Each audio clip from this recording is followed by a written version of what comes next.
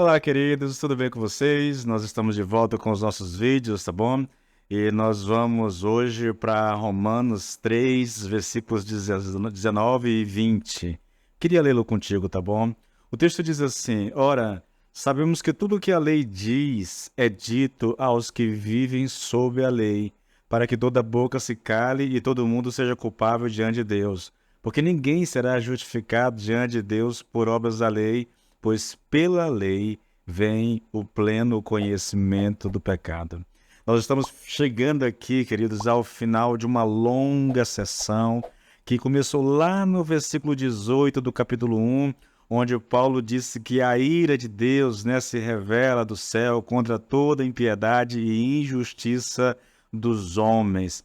Tudo que o apóstolo fez durante essa sessão toda foi mostrar que tanto os gentios como os judeus estavam debaixo da ira de Deus. Nós vimos a situação dos gentios. Eu tenho bastante vídeos aí, se alguém quiser depois, se interessar depois aí, para descrevendo a situação dos gentios, né? Eles rejeitaram o conhecimento de Deus, substituindo esse conhecimento pelas suas próprias ideias, pensamentos e raciocínios. E a consequência disso foi que eles deixaram de adorar ao Deus verdadeiro e fizeram seus próprios deuses. O resultado disso tudo, querido, foi que Deus entregou os gentios aos seus próprios desejos e eles se afundaram na lama do pecado. Repito, tenho bastante vídeo gravado a respeito dos versículos do 18 até o final do capítulo, versículo 31 do capítulo 1, tá? Se alguém se interessar, eu te indico a você que dê uma olhadinha nesses vídeos. Depois nós vimos a questão dos judeus. Eles também estavam debaixo da ira de Deus.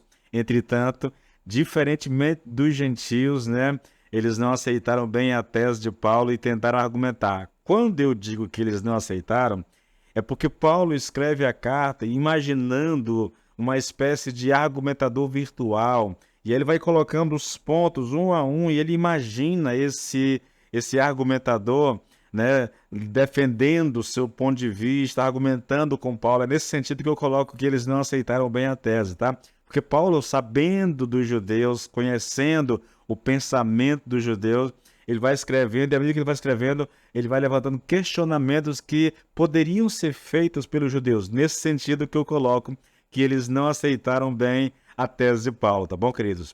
E eles não aceitaram isso alegando que não era possível, porque eles eram um povo eleito de Deus. Além disso, eles possuíam a lei e eram circuncidados. Como nós já vimos, todos esses argumentos foram desconstruídos minuciosamente e ficou mais que provado que no que diz respeito ao juízo divino, a situação dos judeus não era diferente da situação dos gentios, ou seja, eles também estavam debaixo da ira de Deus, tá, queridos? Embora sabendo que os judeus tinham muitos privilégios por serem um povo escolhido por Deus, eles eram descendentes de Abraão, no que diz respeito ao juiz de Deus, eles estavam debaixo da ira de Deus e a conclusão final de Paulo não poderia ser outra.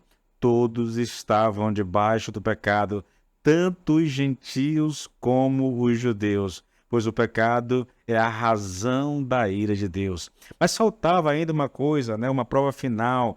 Paulo não poderia simplesmente chegar fazendo esse monte de acusações aí contra todo mundo sem que ele provasse. Ele tinha que provar. E como é que ele faz isso? É lógico, um homem de Deus, um conhecedor da lei, das Escrituras Sagradas, tem que provar isso à luz das Escrituras Sagradas. E a resposta de Paulo, querido, parece conter a seguinte ideia. É como se ele estivesse dizendo assim, olha, eu não estou falando nenhuma novidade e também não estou inventando nada. Tudo que eu disse está escrito no livro sagrado de vocês, que no caso dos judeus era o Velho Testamento.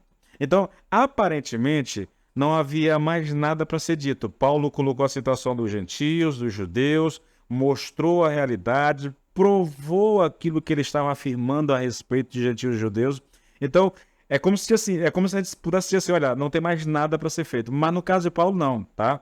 Ele provou tudo, não há mais dúvida, esse debatedor virtual está calado, mas Paulo ainda não terminou, tá? ele ainda não está totalmente satisfeito. Há uma questão que precisa ser finalizada. E essa questão diz respeito à lei, querido, à lei. Os judeus se apegavam demais à lei na sua argumentação. O próprio Paulo usou a lei muitas vezes, né?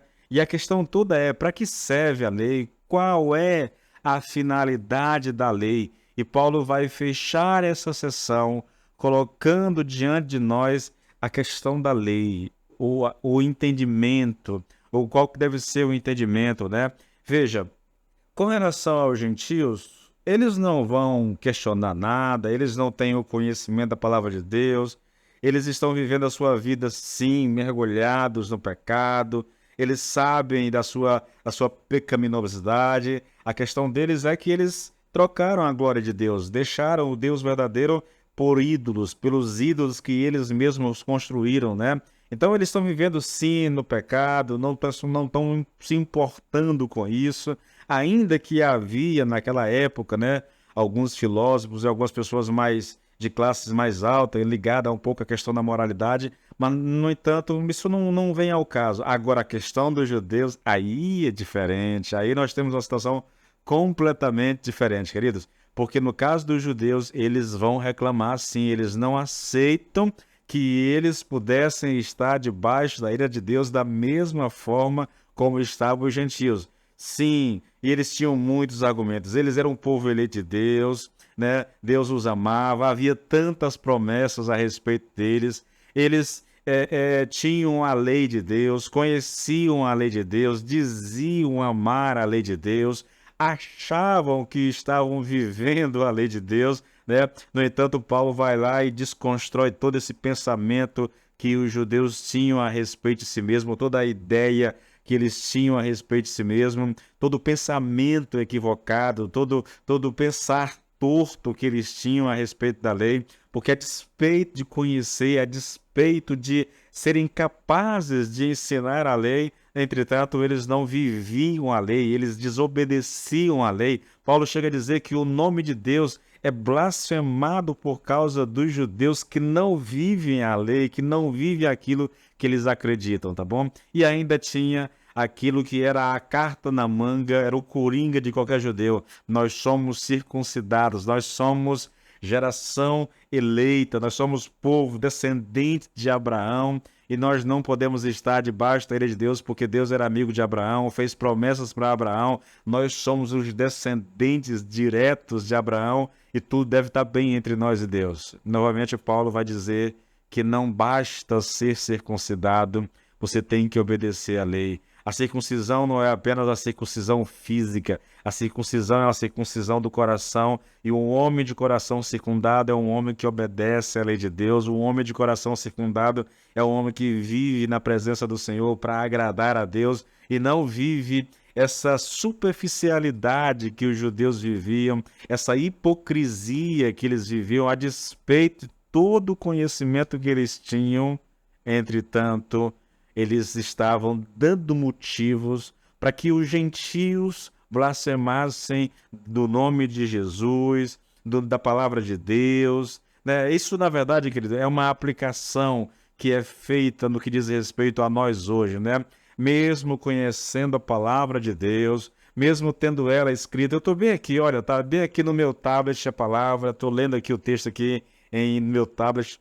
Tá aqui a Bíblia, na verdade, várias versões eu conheço, já li várias vezes, mas às vezes, a despeito do conhecimento, a despeito de ouvir mensagens na igreja, nas redes sociais, no YouTube, né? A despeito de nós lermos a palavra de Deus, a despeito até mesmo de pregarmos a palavra de Deus, muitas vezes, queridos, a nossa desobediência à palavra de Deus dá às pessoas que não conhecem a Deus motivos de sobra para que elas blasfemem de Deus, da palavra, de Jesus, da nossa fé, porque nós estamos professando uma coisa, entretanto vivendo outra completamente diferente. Eu digo uma coisa com os meus lábios e vivo outra completamente diferente no meu dia a dia.